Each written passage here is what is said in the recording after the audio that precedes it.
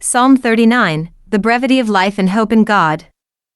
Psalm 39 in the Book of Psalms is a reflective psalm that blends wisdom and lament as it explores the fragility of human life, the limits of human control, and the necessity of placing hope in God alone.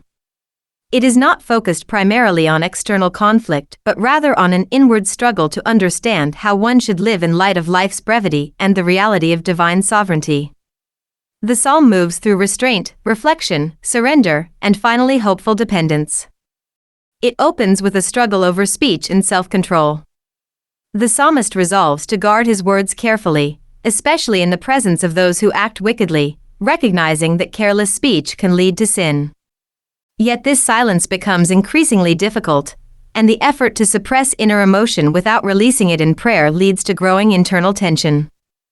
This highlights the limitation of human self-restraint when it is not accompanied by openness before God, as suppressed emotion eventually intensifies rather than resolves inward conflict. The psalm then turns to a meditation on the brevity of life. The psalmist asks to understand the shortness of human existence, describing life as fleeting and fragile. Human achievements, even those built through effort and accumulation, are shown to be temporary and uncertain, as their ultimate outcome lies beyond human control. This reflection does not reject human labor or responsibility but places them within a broader perspective in which earthly pursuits cannot provide lasting security. The awareness of mortality is intended to reorient the heart toward what is eternal rather than what is temporary. From this recognition emerges a central statement of hope, "And now, Lord, what do I wait for? My hope is in you." At the heart of the psalm is a turning away from reliance on human strength or material stability and a deliberate placing of trust in God alone. The psalmist acknowledges personal weakness and seeks deliverance not only from external shame but also from internal failure. Hope is thus directed toward divine mercy, which is understood as the only stable foundation in a transient world. The psalm continues with a posture of acceptance toward divine discipline. Silence is maintained in the awareness that suffering is not random but is under God's governing hand. This response reflects humility before divine providence, where hardship is received not with rebellion but with submission. The imagery of correction and fading strength conveys the humbling effect of recognizing human frailty before God's holiness. In this way, suffering becomes a means through which pride is diminished and understanding is deepened. Finally, the psalm concludes with a plea for mercy and relief.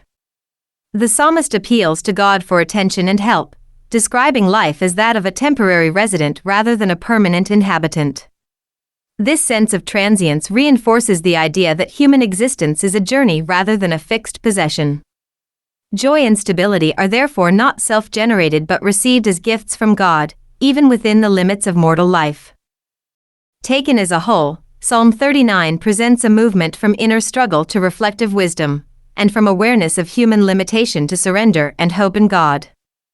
It teaches that restraint, humility, and awareness of life's brevity are meant not to lead to despair but to direct the heart toward trust in God's enduring mercy and eternal purposes.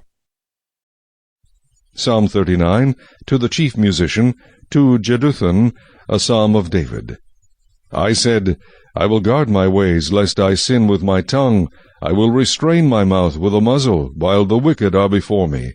I was mute with silence. I held my peace, even from good, and my sorrow was stirred up. My heart was hot within me. While I was musing, the fire burned. Then I spoke with my tongue. Lord, make me to know my end, and what is the measure of my days, that I may know how frail I am.